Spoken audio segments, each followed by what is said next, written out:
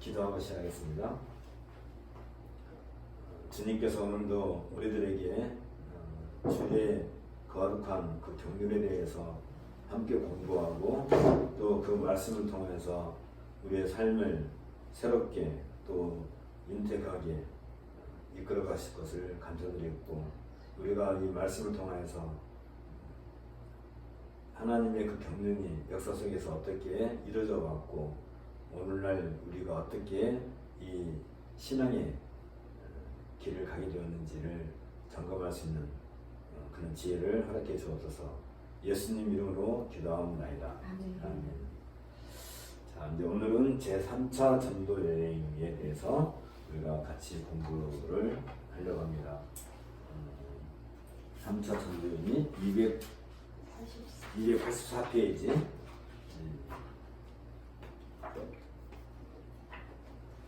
이제 84페이지부터 이제 시작되는 거예요.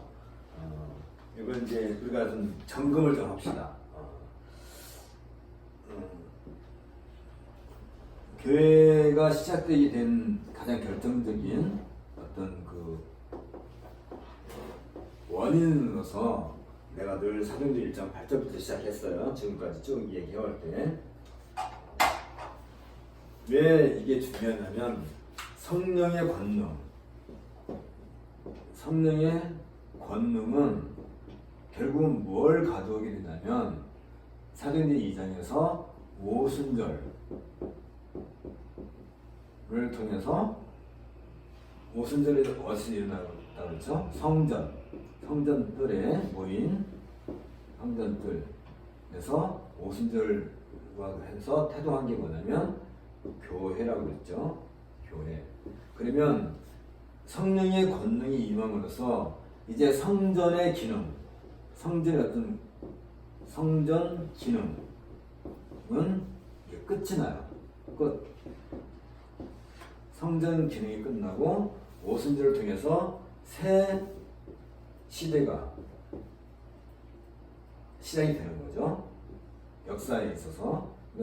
역사가 이렇게 흐름이 왔다 한다면 성령의 임재, 오순절을 통해서 이전과 이후에 가장 결정적인 사건이 성전 기능이, 성전은 어떤 면에 있어요? 유형적이고, 성전 눈에 보이잖아요. 항상. 그 다음에 어떤 제한적이죠. 제한적. 어떤 장소에 제한적이고, 그 다음에 의례, 예식, 제사, 이게 같은 말이긴 하지만 이걸 뭐 그냥 율법적이라고 말을 해버리면 오해의 소지가 굉장히 커요. 율법은 어떻게 보면 그렇게 말하면 안 되는 부분인데, 어떤 말씀드린 형식, 가장 대표적인 것이 이게 할례, 그 다음에 절기, 그 다음에 뭐 음식법, 음식 규례, 이런 것들이 성전의 어떤 그 기능과 깊은 연관이 있죠. 물론 가장 중요한 것이 제사라고 하는 것은 예배죠. 예배. 하나님께 예배하기 위한 것이니까. 이런 것들로 이렇게 제한이 되지만, 근데 이 성전의 기능은 끝났지만 성전의 기능 중에 중요한 것 하나가 남아있어요. 성전 기능 중에 아주 중요한 거. 예배가 중요하지만 또 하나 중요한 게 있는데, 정경. 말하자면 구약 성경을 정경화시키는 데 있어서 성전의 그 서기관들이 중요한 기능을 하고 있었던 거죠.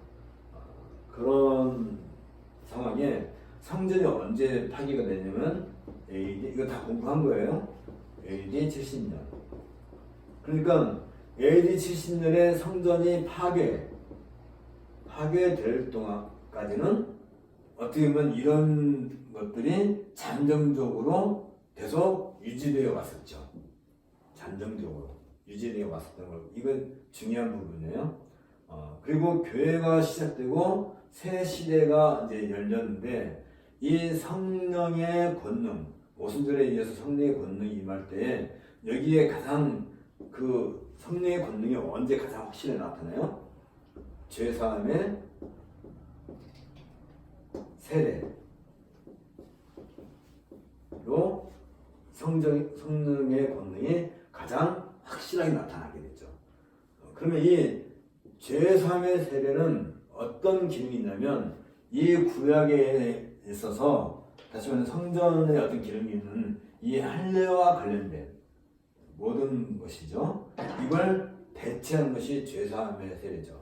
할례가 뭐냐면 할례는 이방인들뿐만 아니라 유대인들도 마찬가지죠. 유대인의 자녀로 태어났다 할지라도 할례를 받지 않으면 유대인으로 취급을 안 해주는 거죠. 이방인 할지라도 할례를 받으면 유대인으로 취급해 주는 거죠. 그러니까 할례가 뭘 상징하냐면 이 성전의 기능, 말하면 성전이 우리에게 주는 은택이 있잖아요. 혜택. 어떤 혜택? 하나님의 백성. 하나님의 백성이라고 하는 어떤 그 신분의 변화. 유대인의 자녀로 태어났다 할지라도 할례를 받지 않으면 이스라엘 사람이 아닌 거죠. 쉽게 말하면 유대인이 아닌 거지. 유대인이 아니라는 것은 이스라엘 사람이 아니라는 것은 이스라엘이라는 게 뭘 얘기해요? 이스라엘 백성이라는 거. 이스라엘은 하나님의 백성을 얘기하는 거죠. 온 세상에서 하나님께서 특별히 구별해낸 이스라엘. 어떤 면에서 제사장 나라, 제사장 나라의 백성으로서 이스라엘. 이 제사장 나라의 백성으로 포함이 되느냐 안 되냐 하는 것은 혈통이 아니고 할례란 말이죠. 할례. 이게 참 기이한 거죠. 아브라함의 후손이라 할지라도 할례를 받지 않으면 그 후손에서 끊어짐을 당한다 라고 아예 선언을 하잖아요. 구약에서. 그러니까 할례를 받아야만 이 제사장 나라의 백성이 되는 거예요. 똑같은 원리가 이제 성령의 권능으로 인해서 죄사함의 사를 받아야만, 이건 혈통이 아니에요. 혈통이 중요한 게 아니라 이방인이든 유대인이든 제사를 받으면 뭐가 되는 거예요? 이 교회에 가입이 되는 거란 말이죠. 말하자면 성전의 기능을 대체하는 교회. 그런데 성전은 유형적이고 제한적이고 이런 형식적인 것이 있는데 여기에서 가장 중요한 기능이 예배가 있고 또 하나는 정경을 기록하는 그 일이 남아있죠. 여기 남아있는데 요것을 이 교회는 뭘 가져와요? 이런 것을 다 이건 종식된 걸로 생각하고, 물론 AD 70년에 끝나지만 이건 다 없는 걸로 생각하고 교회는 뭐만 가져와요? 예배와 경전만 가져와요. 교회는 예배와 경전을 가져오는데 이 교회는 그러니까 제한적이지 않죠. 어느 한 지역에 국한되지 않아요. 성전은 예루살렘에 딱 자리 잡고 있기 때문에 이 성전을 다른 데로 옮길 수가 없죠. 말하자면. 그러나 교회는 전 세계에 죄사함의 세례를 받은 사람들이 있는 곳이 교회가 되는 거예요. 이게 다른 점이에요. 그러니까 유대인들의 그 성전의 그 개념에 있어서는 성전을 옮길 수가 없어요. 성전은 시온이야. 시온. 그리고 예루살렘이고, 오히려 이 할례를 받은 많은 그 사람들이 종말이 되면 이 시온으로 모인다는 거잖아요. 그게 시오니즘인 거잖아요. 시오니즘. 그래서 하나님을 섬기는 그 이방인들이 할례를 받고 유대 교인이 되면 얼른 모여요? 예루살렘으로 모여서 1년에 3번씩 예루살렘을 향하여서 이제 절기로 모이는 거죠. 그런 것처럼 이런 개념이에요. 근데 교회는 그게 아니죠. 사도행 1장 8절에서 무슨 얘기예요? 성령의 권능이 임하면 예루살렘과 유대와 사마리아와 땅끝까지 이르러 내 증인된 게 뭐예요? 제3세계. 그러니까 어디까지 이게 확장돼요? 예루살렘에서 땅끝까지. 이게 교회의 다른 점이죠. 그러니까 이 구약에서 성전은 땅끝에서 이사야라든지 그 구약의 선지자들은 땅끝에서 백성들이 어디로 모인다고요? 시온으로 모인다고 해요. 그게 종말과 관련된 사건이에요. 그런데 오히려 예수님께서 말씀하실 때는 이 성령의 거듭남을 통해서 복음이 예루살렘에서 땅끝까지 확장되는 걸로 완전히 바뀌게 되죠. 그렇게 되면 이 교회는 어떤 특성을 가져요? 제3의 세례라고 하는 이 과정을 통해서 무형적이죠. 무형적. 그러니까 제한이 없는 거지. 제한이 없고 어떤 형태가 없어요. 단지 어디서든지 제3의 세례를 받은 사람들이 하나님께 예배를 드리는 그게 바로 교회죠. 그러니까 어떤 장소에 제한을 받지 않은 그런 것이 교회의 어떤 개념으로 되게 우리가 개념으로 생각해야 되는 거죠. 이러한 결정적인 사건이 어디에서 우리가 확인하게 되냐면 이제 사도행전 8장 1절에서 그 첫 번째 그걸 보게 되는 거죠. 교회가 예루살렘 교회가 사도행전 8장 1절에서 바울의 핍박으로 말미암아 온 땅으로 흩어지게 되는. 그래서 8장 1절이 나오게 되죠. 8장 1절에서 온 땅으로 흩어지게 되죠. 강제로. 이때 스데반의 순교가 결정적인 사건이 돼가지고, 그러면 이 스데반의 순교는 어떤 의미가 있어요?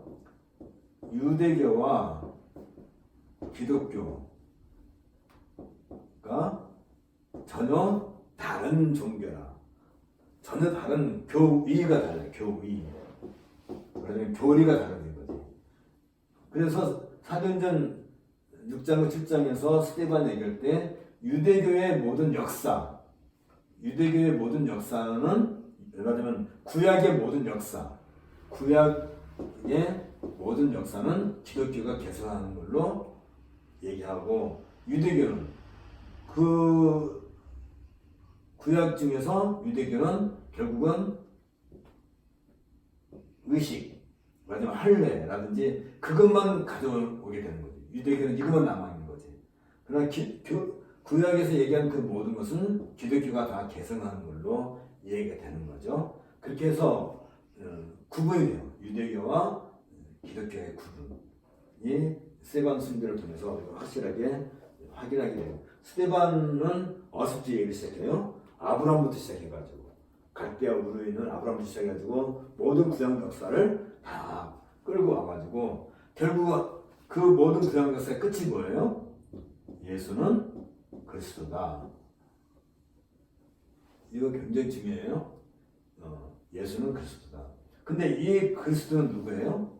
그리스도는 스데반이 본 그리스도는, 이 그리스도는 승천, 왜냐면 부활해서 승천에 계신 분, 하나님 우편에 계신 분인데, 이분은 지금도 이 세상을 통치하시는 분으로 스데반이 얘기해요. 그러니까 구약에서 예언하는 것은 누구에 대한 얘기를 하는 거예요? 메시아에 대한 얘기를 하는 건데, 그 메시아는 성육신하신 예수님이고, 이 예수님은 십자가에서 구속사역을 완성하시고 부활해서 승천하셨고, 지금은 하늘에서 그의 백성을 다스리시는 분, 왕이죠. 그러니까 우리가 이 말을 잘 기억해야 돼요. 예수라는 말은 자기 백성을 그들의 죄로부터 구원하실 분으로서 성육신하신 그 예수님. 그리스도는 구약에서 예언한 그 메시아인데, 히브리어로는 메시아지만 헬라어로는 이제 그리스도잖아요. 메시아인데 이, 이 구약에서는 오실 메시아, 오실 메시아로서 예수는 그리스도라는 거죠. 근데 유대교는 여기까지만 갖고 있는 거죠. 여기까지만. 이게 이제 유대교 오실 메시아.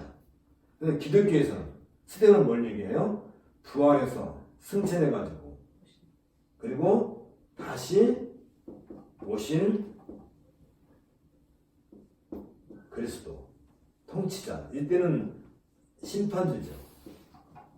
이런 의미가 여기서 또 구분이 되는 거죠. 그래서 기독교와 유대교가 완전히 구별을 되게 되고, 그리고 사도행전 9장 15절에서 이 땅끝까지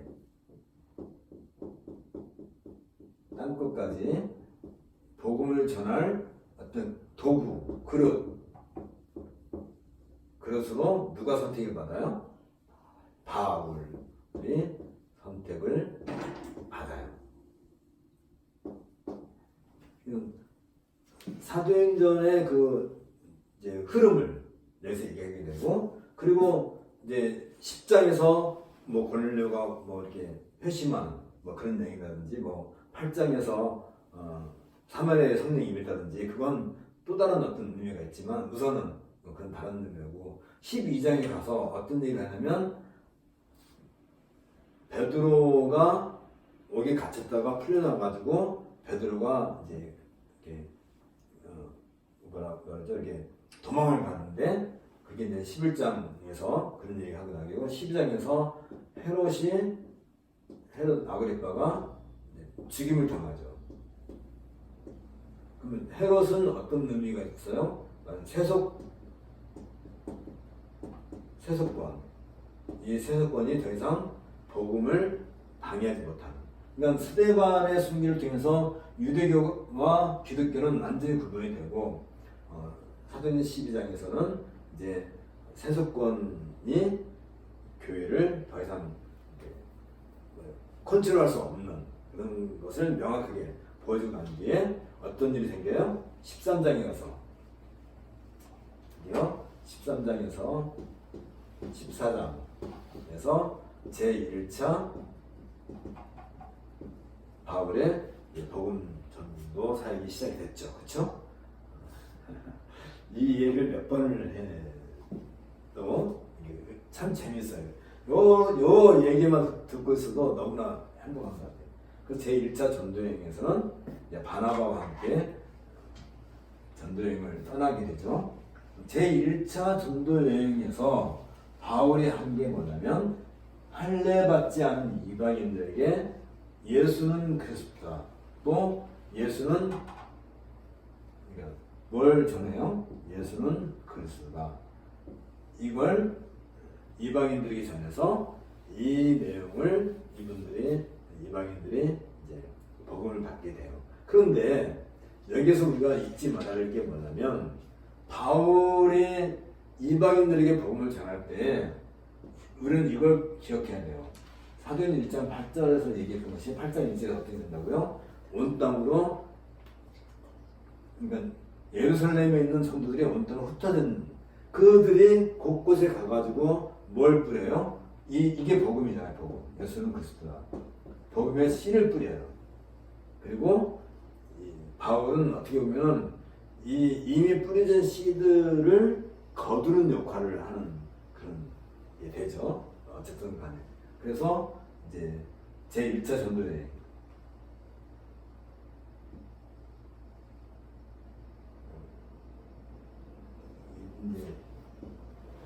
난중에서 그래서 제1차 전도여행에 이분이 오고 주로 갈라디아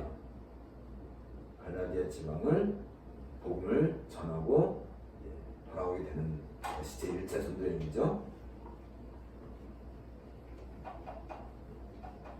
그러면 제1차 전도여행에서 확실하게 표현하는 게 뭐냐 하면, 할례 문제. 할례받지 않은 이방인들도 얼마든지 예수는 그리스도라는 이 고백을 통해서 어디로 들어와요? 이들은 할례를 받지 않고도 교회로 들어오게 돼. 이 길을 확실하게 열어준 것이 제1차 복음 전도 여행이었었어요. 그리고 이로 말미암아 어떤 문제 생기냐면 어떤 그 전쟁이 생기죠. 그러면 유대교와 다툼이 생겨요. 그래서 늘 바울이 가는 곳마다 유대인들과 충돌이 생기게 되죠. 이것을 염두에 두고 그리고 제1차 전도여행을 끝내고 난 뒤에 그 당시에 이제 이 예루살렘에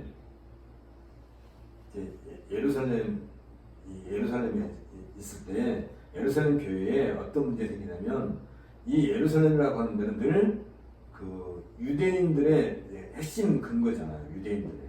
그러니까 이 유대인들은 로마 사람들에 대해서 굉장히 반감이 강할 뿐만 아니라 여기에 교회들 있잖아요. 교회. 기독교 말하자면 기독교지. 이 기독교에 대해서도 상당히 반발이 강했던 거예요. 그럼 기독교가 누구예요? 이 예루살렘 교회는 다 이 사람들 유대인이라고 하죠. 유대인. 그러니까 이 유대인들의 이렇게 유대인이라고 얘기하는 게 이상하네, 그렇지? 유대 크리스찬, 유대 크리스찬이라고 얘기합시다.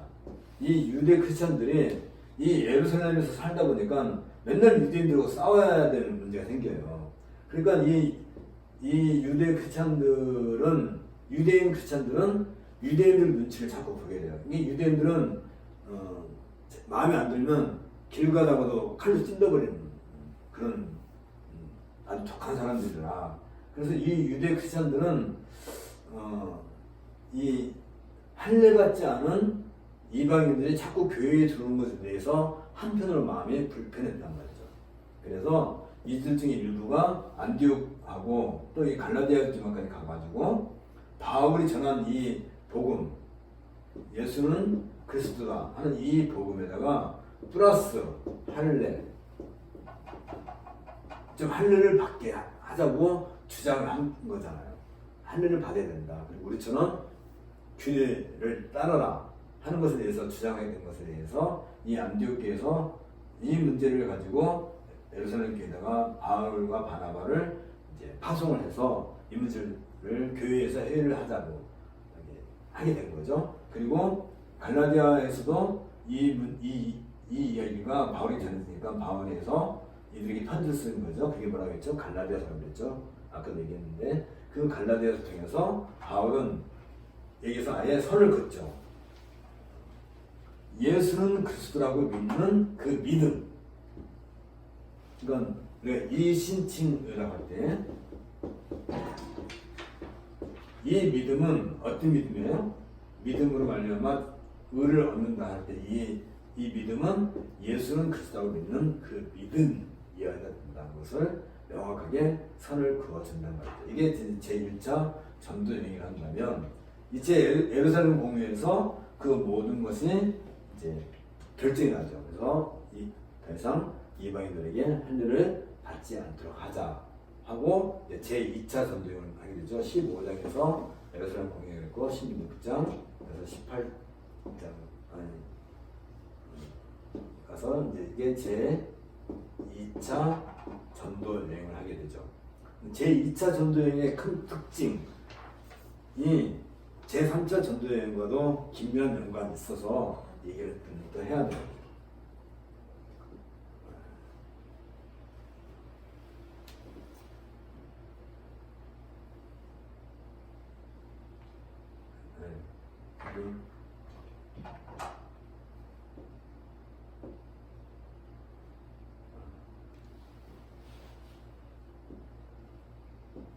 그러면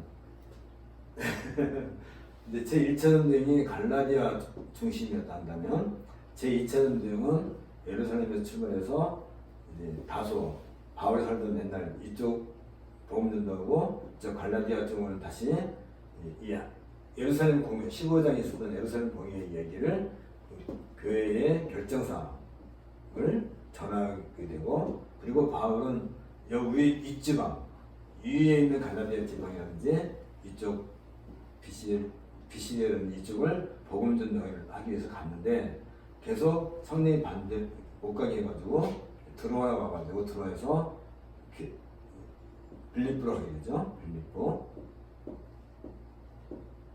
가게 되고 그리고 데살로니가로 가게 되고 그 다음에 베레아로 가게 되고 베레아 그리고 아덴을 가게 되고 그리고 고린도까지 가게 된다 이 얘기를 해요. 이게 흐름상 어떤 예루살렘 시작된 복음이 점점 올라가서 어디 넘어가요? 마게도니아로 넘어가요. 마게도니아에서 이제 고린도까지 가게 되는데 마게도니아는 모든 헬라 철학, 헬라 사상의 결정체가 마게도니아죠. 특히 이제 아덴이 그 중요한 역할을 해왔었지만 이 마게도니아는 로마가 등장하기 전에 알렉산더 대제를 통해서 알렉산더가 전 세계를 지배했던 한동안 그런 곳이었기 때문에 문화적으로 굉장히 굉장히 출중한 그런 그래서 이제 이때 언어가 통일이 돼요. 그게 뭐냐면 헬라어죠. 헬라어.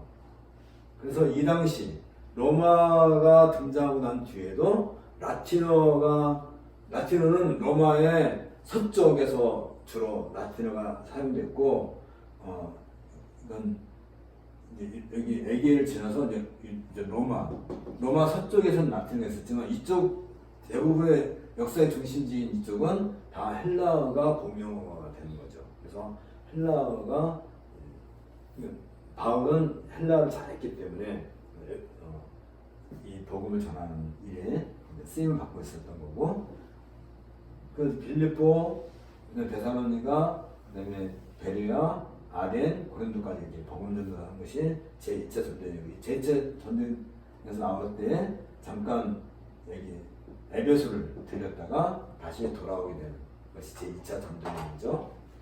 제2차 전도여행을 통해서 바울은 우리에게 뭘 보여주냐면 제1차 전도여행을 하고 난 뒤에 바울은 갈라디아서를 썼죠. 갈라디아서 기억을 하시네요. 이게 제2차 전도여행 때는 데살로니가 전서와 후서를 기록하게 돼요. 그러면 왜 이 데살로니가 전서와 후서를 쓰게 됐냐면 아까도 얘기했지만 빌립보에서 교회를 세우고 난 뒤에 바울이 이제 데살로니가 가게 됐는데 데살로니가에는 유대인들이 많이 있었어요. 그래서 데살로니가에서 바울은 한 석 달, 한 3개월 정도 이렇게 데살로니가 교인들을 이렇게 가르쳤는데 바울이 지금까지 우리가 얘기했던 그 모든 그 복음의 내용들을 쭉 이렇게 가르쳤을 거 아니에요. 근데 갑자기 그 유대인들이 강하게 바울을 핍박하니까 바울은 급하게 그 데살로니가 떠나요. 떠나고 디모데를 남겨놓고 떠나게 되는데 문제는 뭐냐면 바울이 예수는 그리스도라 하면서 이 그리스도는 부활하신 분이다. 그리고 승천하시고 재림하시고 아마 이런 내용을 아마 가르쳤던 것 같아요. 이렇게 한 3개월 동안. 그런데 충분히 이걸 가르치지 못하고 갑자기 떠나가지고 올라가게 돼요. 데살로니가에서 이제 베레아로 가게 되죠.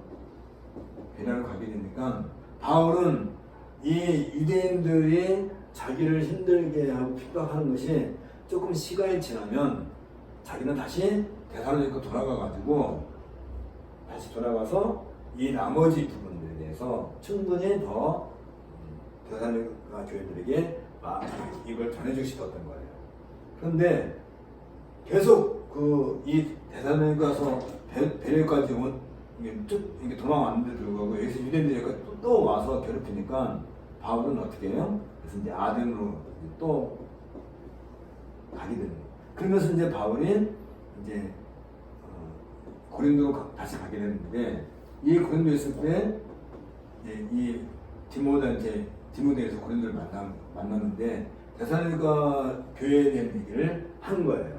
지금 데살로니가 교인들이 혼동에 빠졌다. 어떤 혼동에 빠졌냐면 예수님이 부활했다. 그리고 그분이 다시 오실 것이다. 라고 바울이 얘기했는데 여기에 대한 충분한 설명이 되어 있지 않기 때문에 데살로니가 교인들이 이 예수님의 부활에 대해서 오해를 하고 그리고 예수님이 재림하신다 하는 것에 대해서도 오해를 해가지고 어떤 사람들은 예수님이 지금 왔다 하는 사람도 있고 우리는 이거죠. 이 부활을 어떻게 오해했냐면 내가 죽지 않고 맞으면 신령한 사람으로 바뀌는 걸로 오해를 했단 말이죠. 그러니까 어떤 문제가 이루어지게 돼요? 내가 죽기 전에 누가 오셔야 돼? 예수님 오셔야 돼. 죽기 전에 예수님이 오셔야 되는데 신자 중에 한 사람이 죽었어. 그럼 이 사람 어떻게 되냔 말이야. 예수님이 오시기 전에 이 사람이 죽었으면 이거 어떻게 되는 거냐. 이런 문제. 그리고 우리는 신령한 몸을 입었다. 우리가 부활체를 입었다라고 생각하는 사람들 중에 일부는 그럼 우리는 이제 마음 놓고 살아도 된다. 맞으면 뭐라 해야 되죠? 무율법주의자. 무율법자라는 게 이상하네. 그걸 뭐라 그러죠? 그러니까 율법 없이 말하자면 그냥 캐스라 써야 되지. 나 하고 싶은 대로 사는 거지. 그러니까 직장도 필요 없고 일도 필요 없고 자유당인지 예수님이 곧 오실 테니까 그냥 내 마음대로 살겠다. 이런 문제들이 생기게 돼서 바울이 이게 이제 늘 마음에 걸렸던 거죠. 이 부분을 충분히 설명하지 못한 것 때문에 마음이 걸려서 아파했었는데 그래서 갑자기 데살로니가서를 써서 보내준 거죠. 보내주고 얼마 안 있다가 다시 또 들려온 소식에 의하면 이제는 이 부분에 대해서 상당히 많은 오해가 풀렸음에도 불구하고 그 예수님의 같은 그 재림에 대해서 이제 이건 이 부분에 대해서 부활에 대한 이 부분에 대해서 충분히 설명했는데 이분들은 이 데살로니가 사람은 또 오해하기를 뭐냐면 그럼 예수님이 금방 오실 거니까 우리는 이제 내 마음대로 살겠다 하는 것이 또 이제 오해를 더 불리게 돼서 기록한 것이 후서죠. 데살로니가 후서에서 뭘 얘기하냐면 예수님이 재림하기 전에 징조가 있다. 어떤 징조? 이거 지난 시간에 다 한 건데 뭐냐면 적 그리스도가 등장한다. 이때까지는 예수님이 재림하시지 않을 테니까 어떻게 하는 거예요? 이 데살로니가 전서에서 한 얘기는 충분히 예배하는 일에 교회로서 충분히 예배하는 일에 열중하라. 그런 내용을 데살로니가에서 얘기하는 거죠. 그리고 난 뒤에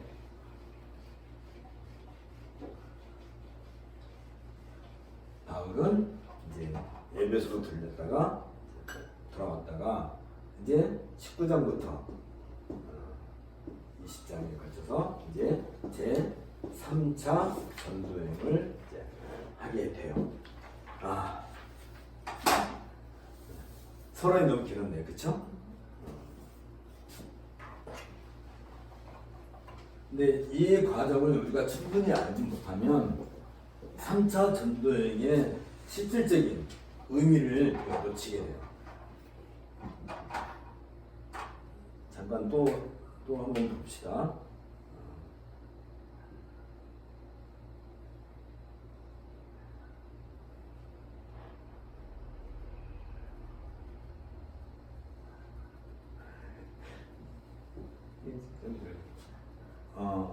아덴과 고린도까지 있다가, 이제, 에베소를 자꾸 들렸다가, 이제, 제 3차 전도여행을 이제 하게 돼요. 이제 귀환하게 된 것이 이제 제 2차 전도여행에 얘기한다면 이제 제 3차 전도여행은 이제 주로 바울은 이 에베소에서 자신의 활동을 근거지로 삼게 돼요. 자, 그래서 19장부터 이제 우리가 한번 봅시다. 이제 바울 여기 286페이지 제 3차 전도여행을 시작한 바울은 갈라디아와 브르기아 지방을 사려도 다니며 예전에 방문했던 교회를 더 굳건하게 세우게 되죠. 이 지역은 이전에 실라와 디모데와 함께 전도여행을 했던 그런 곳이죠. 그건 신라는 예루살렘 교회에 놔두고 바울은 디모데와 동행을 하고 있었습니다. 여기에서 바울은 윗지방, 아시아의 그 불기아 지방을 거쳐서 에베소에 이르게 되었는데 상당히 긴 여행을 했죠. 그리고 그 19장에서 보면 19장에서는 바울의 사역과 관련된 3개의 내용이 소개되고 있습니다. 이 3가지 사역들은 한결같이 바울의 사도성과 긴밀한 관련이 있다는 점에서 우리는 이제 관심을 가져야 된다. 뭐 이런 얘기를 좀 하고 있습니다. 그러니까 여기에서 그 에베소 중심의 그 사역에 있어서는 제일 먼저 확인되는 것 중에 하나가 에베소의 어떤 제자들이 아볼로를 통해서 복을 받은 제자들인데 그들은 요한의 세례만 알고 있었던 사람들인데 다시 말하면 성령의 오심에 대해서 알지 못했던 그들에게 성령이 오겠다 한다는 사실. 그 다음에 두 번째는 무엇이죠? 바울이 이제 그 주로 이제 회당에서 복음을 전했는데 유대인들이 그걸 되게 싫어하니까 이제 회당에서 나와가지고 복음을 전했는데 이제 그게 이제 두란노 서원이죠. 두란노 서원을 중심해가지고 거의 2년 가까이 복음을 전하게 돼요. 그다음에 세 번째가 여기에서도 바울의 같은 이적, 행함, 기사, 표적 이런 것들이 나오게 되는데 이 이적이라든지 기사, 표적 이런 것들은 예수님께서도 하셨고 베드로라든지 다른 제자도 했다 하는 점에서 어떤 사도성의 어떤 근거로서 나타나게 돼요. 근데 왜 누가가 이걸 강조하게 되냐면 바울은 어딜 가든지 늘 이 사도성에 대해서 도전을 받아왔단 말이죠. 그런 것 때문에 아직도 이 문제가 해결되지 않아서 특별히 지금 이게 좀 3차 전도여행이죠. 제3차. 누가는 지금 이 바울이 누구예요? 9장 15절에서 그릇 어떤 것이에요? 이방인과 유대인과 왕들에게 복음을 전할 그릇이다. 이것을 강조하기 위해서 지금 이게 좀 진행이 되고 있는 거예요. 그래서 이 성령의 강림, 성령의 인침, 이건 어디서부터 시작된 거예요? 오순절날, 그리고 사마리아, 그리고 고넬료 이렇게 연결돼서 오는 거죠. 에베소 이렇게. 이 내용은 어떤 의미를 갖냐면 동일한 복음의 어떤 동질성을 확인하게 되는 것이고, 이건 이 모든 것은 뭐예요? 그리스도의 몸인 한 교회, 여러 개의 교회가 아니라 한 교회죠. 왜? 그리스도의 몸은 두 개가 아니고 그리스도의 몸은 하나인 것처럼 몸인 교회는 이 모든 교회들은 다 하나의 교회다는 의미가 이 안에 담겨 있어요. 그러니까 성령의 그 강림, 성령의 인침은 어디서 나와요? 성령의 그 인침은 아까 우리 처음에 얘기했죠. 사도행 1장 8장에서 성령의 권능, 성령의 권능은 무엇으로 확인된다고요? 죄사함의 세례를 얘기한 거예요. 요걸 빠뜨리고 다른 얘기 하게 되면 우리는 자꾸 오해를 하게 돼요. 그러니까 죄사함의 세례는 뭘 가져오는 거예요? 결국은 교회 설립을 가져오게 되는 거예요. 그러니까 이 이야기가 돌고 돌면 결국은 이들이 예루살렘에 있든지 사마리아에 있든지 또 고넬료 같이 아직 교회에 소속되지 않은 완전 이방인이든 할례를 받지 않았던 사람이든 갈라디아라든지 에베소까지 이 이야기가 쭉 되는 것은 이들이 다 뭐예요? 그리스도의 몸에 한 교회를 되겠다. 여기서 중요한 게 등장한 게 뭐냐면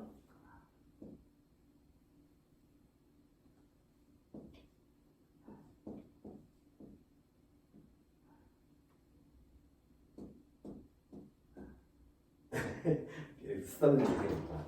엔 크리스토스. 그러니까 엔 크리스토. 그리스도 안에서 나는 얘기가 나는. 그리스도 안에서. In Christ. 이건 바울 사상에 있어서 아주 중요한. 그러니까 지금 이 에베소까지도 지금 이게 지금 1차, 2차, 3차 전도의 어떤 최종 뭐라 할까요? 완성이라 해야 될까요? 그런 점에 있어서 이들이 다 한 성령으로 말미암아 세례를 받다는 것은 그들이 다 그리스도 안에서 한 몸이다, 한 지체다. 이게 제3차 전도에서 우리가 절대 놓치면 안 되는 부분이에요. 그래서 이 그리스도 안에서 되어지는 이 모든 일들은 어떻게 어떤 것으로 나타나면 두란노 소원에서 늘 전해지는 복음은 나타나는 것이고 이 복음이 바울 사도가 전한 이 복음이 참이다 하는 것을 이적이 하나의 사인으로 함께 했던 것이죠. 이건 바울이 어떤 이적을 행했다는 것은 단순히 그냥 그 이적을 행해서 어떤 기적을 일으켰다 하는 목적이 아니라 바울이 전한 복음이 그리스도 안에서 한 교회를 이루는 그 모든 교회의 참된 실질적인 내용이다 하는 것을 기적과 이런 기사 이런 것들이 그걸 하나의 상징적으로 보여주는 거죠. 확인을 해주는 것이지. 쉽게 말하면.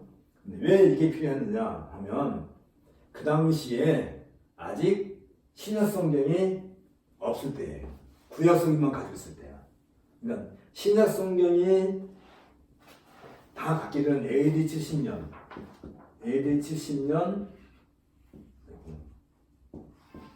이후에는 이런 것들이 필요가 없지만 아직 신약 성경이 교회에게 주어지지 않았기 때문에 바울에게서 이런 이적이라든지 기사가 나타난다는 것은 뭘 가져다줘요? 결국은 바울의 복음이 참이다 하는 것을 우리들에게 그 당시 모든 사람들에게 알려주는 거예요. 그리고 이 두란노 소원에서 2년 가까이 계속 복음을 전함으로써 어떤 일이 생기냐면 이 에베소는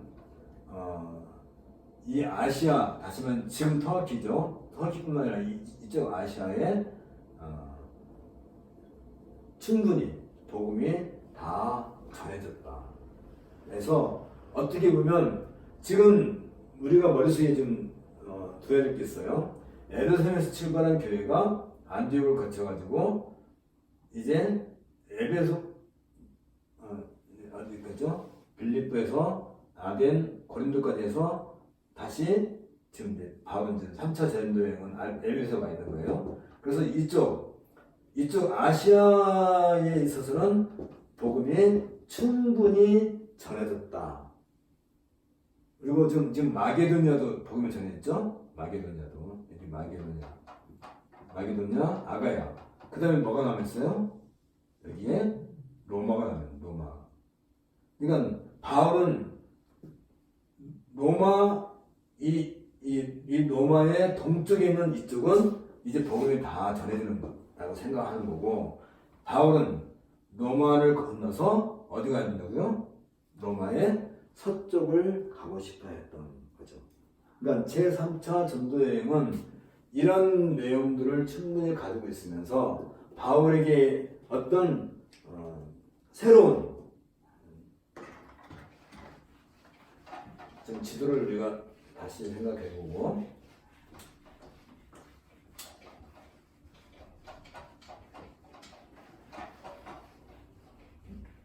그러니까 바울은 지금 어떤 일을 하고 있는 거예요? 1장 8절에 시작한 것은 9장 15절에서 그릇으로 삼아서 어디까지? 땅끝까지. 근데 그 당시 바울 시대에 땅끝은 어디였느냐면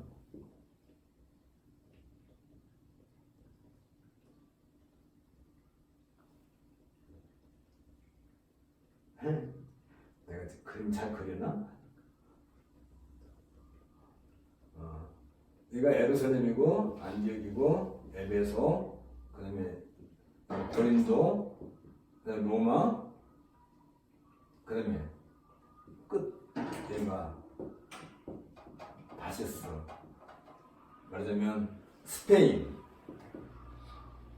왜 서바로로 했을까? 스페인은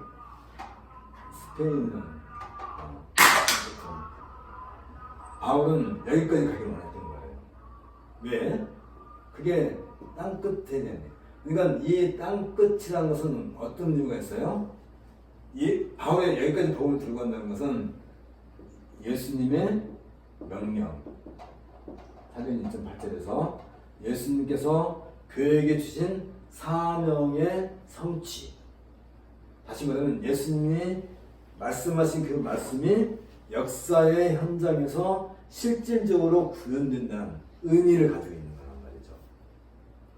그렇게 된다면 예수님은 실제로 이 세상을 통치하시는 왕이시다 하는 것을 바울은 증명해낼 수가 있는 거죠. 이 땅끝까지 가겠다 한다는 어떤 바울. 그러니까 예루살렘에서 안디옥과 에베소를 거쳐서 이제 이쪽 고린도 그리고 로마까지 가서 로마에서 어떻게 해요? 이쪽은 아까도 얘기했죠. 이쪽은 헬라어권이고 이쪽은 라틴어권이란 말이죠. 언어가. 그러니까 그쪽 서방까지도 바울은 복음을 전하고 싶었던 거예요. 그런데 바울은 여기에서 어떤 문제가 발생이 됐어요. 어떤 문제가 발생했냐면 이 예루살렘 교회의 이쪽은 주로 유대인들 중심의 교회죠. 나머지는 이방인들 중심의 교회죠. 근데 이 예루살렘 교회가 모든 교회의 모교회란 말이에요. 어머니 교회, 모교회. 그리고 이 모든 이방인들 교회는 이 예루살렘 교회로부터 뭔가 빚을 진 거예요. 어떤 빚? 복음의 빚을 진 거라 생각하는 거죠. 그러니까 예루살렘 교회로부터 복음이 시작해서 이게 왜 중요하다고요? 지금 이 얘기를 왜 하는 거예요? 아까도 얘기했잖아요. 그리스도의 몸. 그리스도의 몸이라는 건 뭐예요?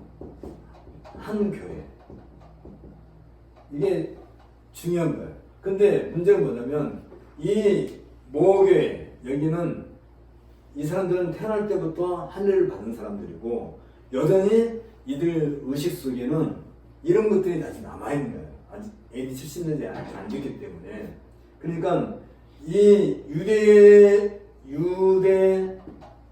유대적인 어떤 그 특성을 가지고 있는 이 사람들은 할례받지 않은 이방인들과 한 교회에서 예배를 드리면서도 여전히 마음이 불편한 거예요. 여전히. 그게 어떤 일이냐면 로마에 있는 교회에서도 그런 일이 있었단 말이죠. 그러니까 바울은 이 이방인들과 이 유대인들 다 기독교인들이에요. 이들이 한 교회 그리스도의 한 몸이다 하는 점에 있어서 이걸 이방인 교회와 예루살렘 교회, 유대인 교회가 한 몸이다 한다는 차원에서 뭘 하려냐면 형제의식을 확인하고 싶었던 거예요. 그래야만 돼요. 왜냐하면 바울은 아까도 얘기했지만 지금 누가는 바울의 어떤 그 사도성을 굉장히 하는 이유가 뭐냐면 늘 바울에게 있어서는 예수님의 12제자에 속하지 않았던 이유 때문에 유대인들의 유대인 기독교인들한테 어떤 면에서 보면 좀 멸시를 받았다 해야 되나? 좀 어떻게 보면 좀 과시를 당하는 거예요. 그럼에도 불구하고 바울은 이 일을 해왔는데 어쨌든 간에 지금 바울은 이 예배에 있어서 이 온 아시아의 복음을 다 전했음에도 불구하고 이 이방인 그동안 세워진 이방인들이 많잖아요. 이쪽 아시아에 있는 교회들, 마게도니아에 있는 교회들, 아가에 있는 교회들 이런 교회들에게 우리는 이 예루살렘부터 나온 이 복음을 빚을 졌기 때문에 지금 이 당시 이 예루살렘 교회는 상당히 어렵고 형편이 어려우니까 이들을 위해서 우리가 면보를 하자라고 결정을 이렇게 마음을 하고 독려를 해요. 그래서 이제 다 그렇게 참여하기를 했어요. 다른 이쪽 아시아에 있는 교회들, 마게도니아 교회들, 아가에 있는 교회들 다 참여했는데 이 고린도 교회에서 갑자기 바울에게 반기를 든 거예요. 근데 이 유대인들이 이 고린도에 와가지고 바울의 복음은 완벽하지 않은 거다 이런 식으로 자꾸 꼬드기는 바람에 이 고린도 교회에서 약간의 혼돈이 발생이 돼요. 그리고 이 고린도 교회는 세상에 있는 모든 나쁜 것은 또 다 가지고 있는 그런 교회였었어요. 그러다 보니까 바울에 대해서 이 고린도 교회가 상당히 반감을 가지는데 그럴 수밖에 없었던 그 배경이 또 있겠죠. 이걸 좀 정리를 좀 할 필요가 있는 것 같아요. 말이 그러니까 마게도니아가 있고 여기 아가야가 있는데 여기가 고린도란 말이죠. 그러다 보니까 이 고린도라고 하는 데는 굉장히 교육이 활발하고 뭐라고 할까요? 이 고린도는 그 당시 고린도인들 같다라는 말은 어떤 의미로 사용되냐면 성적으로 아주 문란한 사람들로 그렇게 그 당시 사람들이 이해할 정도로 그런 곳이었어요. 그러다 보니까 이 고린도 교회 안에는 여러 가지 교회의 문제들이 많이 나타나게 되죠. 아마 어떻게 되는 건 모르지만 아마 그 어머니 그러니까 아마 그 계모겠지. 계모랑 같이 사는 아들도 있었고 여러 가지 교회의 문제점들. 말하자면 지금 우리들이 느낄 수 있는 모든 그 교회 문제들이 다 이 고린도 교회에서 발견이 돼요. 그래서 이런 문제들 때문에 바울이 에베소에 있으면서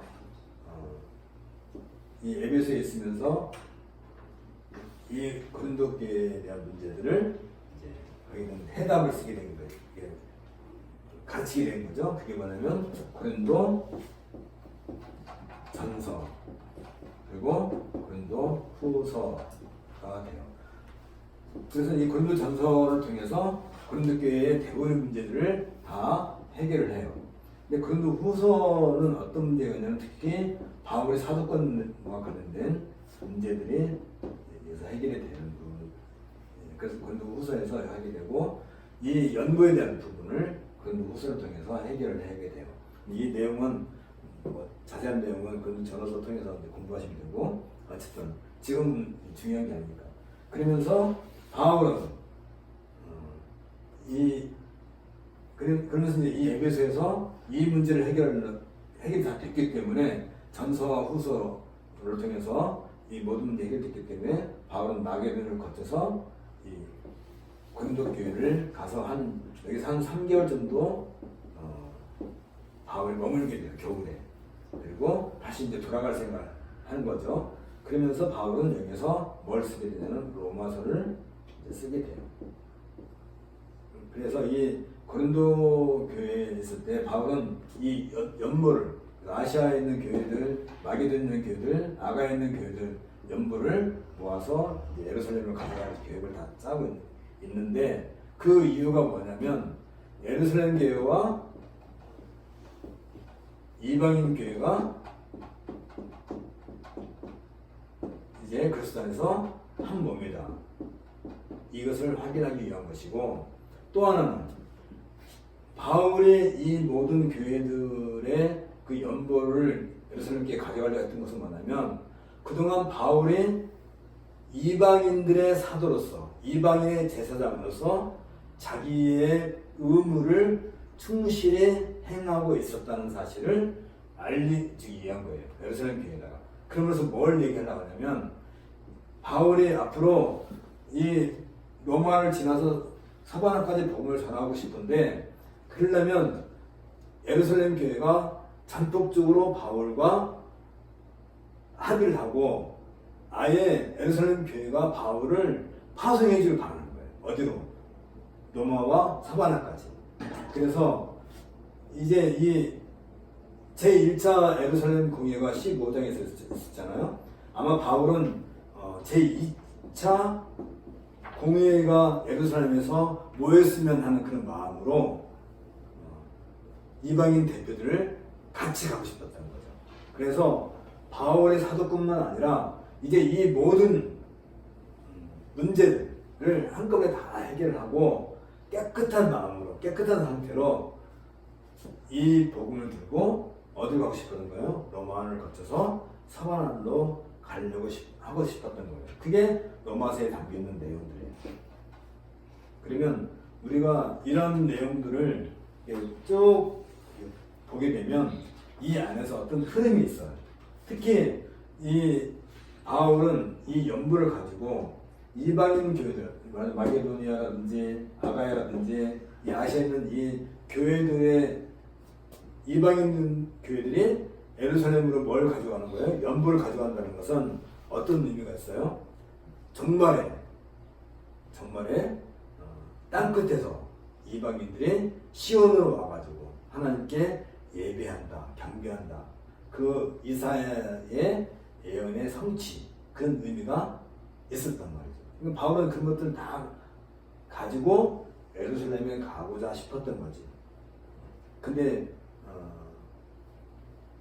그래서 그 내용을 로마서에서 충분히 다루고 이 로마서를 로마에 있는 교회들에 보냄으로써 이제 앞으로 이 모든 일들이 다 성취가 되고 난 뒤에 바울은 어디가 있다는 거예요? 로마로 가서 로마 교회에 그 도움을 받고 서바나까지 복음을 전하겠다 하는 그런 내용을 담은 것이 이제 로마서인데 이 로마서에서 바울은 지금까지 바울이 얘기했던 모든 신학을 다 정리를 해줘요. 쉽게 말하면 지금까지 바울이 부딪혔던 신학적 문제들이 있었죠. 신학적인 문제. 어떤 문제가 있었어요? 할례 문제. 할례 문제는 어떤 문제가 있던 거예요? 유대인과 이방인 문제. 같이 되는 거죠. 또 하나는 바울에게 있어서 문제가 되는 거예요. 사도권. 과연 바울의 사도권이 적법한가 하는 문제. 이 문제. 사도권은 바울 복음의 인증. 바울이 전한 복음의 인증과 관련되는 거죠. 이것을 3차 전도 여행을 마치고 예루살렘에서 완전히 다 해결을 하고 그래야 이제 라틴어권에 가서 바울은 아주 편하게 복음을 전할 수 있겠다라는 그런 꿈을 가지고, 그래서 이런 문제들을 다 한꺼번에 다룬 이 내용이 바로 로마서죠. 근데 이 부분을 우리가 조금 정리 좀 하십시다. 지금 바울 복음에 있어서 가장 큰 특징은 갈라디아서에서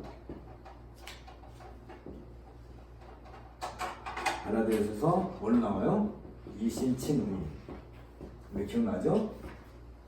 그 다음에 데살로니가 전후서에서 부활과 재림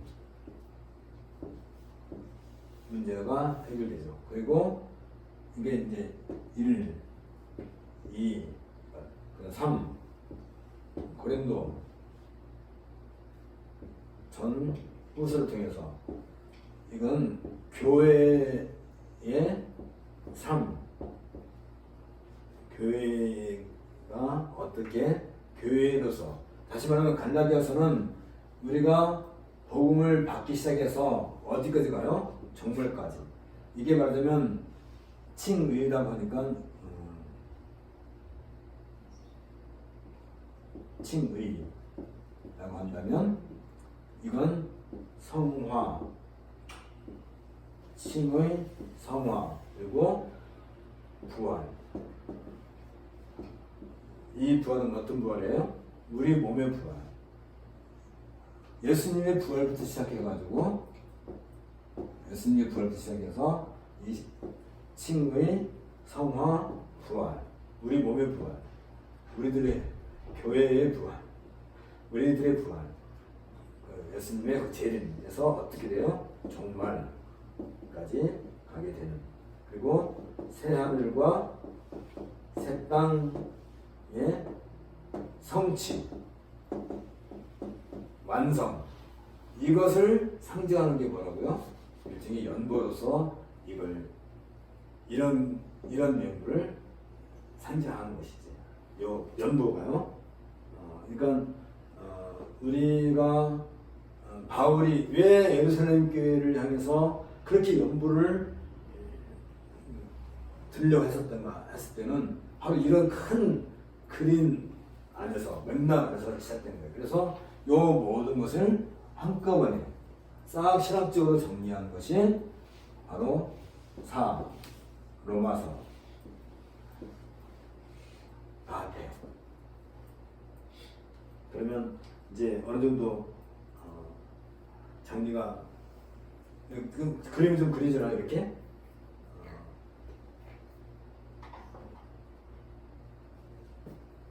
어떻게 해요? 좀 돼요? 정리가 돼요? 그러니까 이 맥락을 우리가 알고 성경을 읽으면 왜 이 성경이 우리에게 의미가 있고 왜 이 성경에서는 이런 주제들을 다루고 있는지를 우리가 이해가 쉽죠. 그렇지 않고 그냥 로마서만 읽으면 그냥 너무 교리가 많고, 그래서 로마서는 아주 이해가 간단해요. 요 내용을 다 담고 있는데 로마서는 구조가 아주 간단해요. 1장에서 8장까지는 모든 이 땅에 있는 모든 사람들은 죄인이다. 죄로부터 구원받는 길은 그리스도다.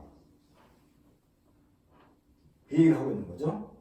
그 다음에 9장부터 11장까지는 이 죄로부터 구원받을 수 있는 이 일에 있어서 이제 하나님은 더 이상 모든 사람은 다 죄인이고 그리스도 말미암아 구원받기 때문에 이제 여기서는 이방인과 유대인들이 온 교회, 온 이스라엘, 그래서 뭘 이뤄요? 교회가 만들어졌다. 그래서 12장부터 15장까지, 16장은 그냥 인사말이니까 12장, 15장까지는 이 교회는 이 땅에서 어떻게 살아야 되는가 이 얘기를 하고 있는 거예요. 그러면서 중요한 거 로마서 12장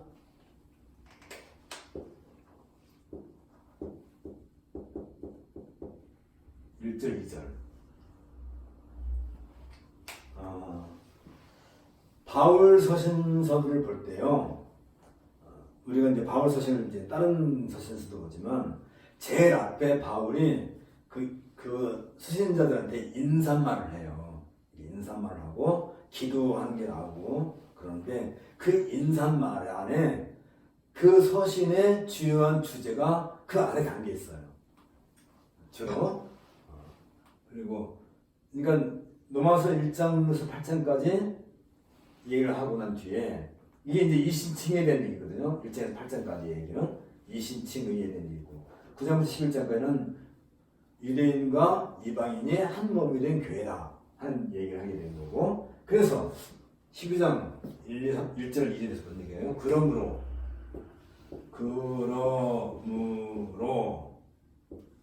이건 굉장히 중요한 얘기죠. 그러므로 너희 몸을 거룩한 산제사로 하나님께 드리라 할 때 거룩한 산제사가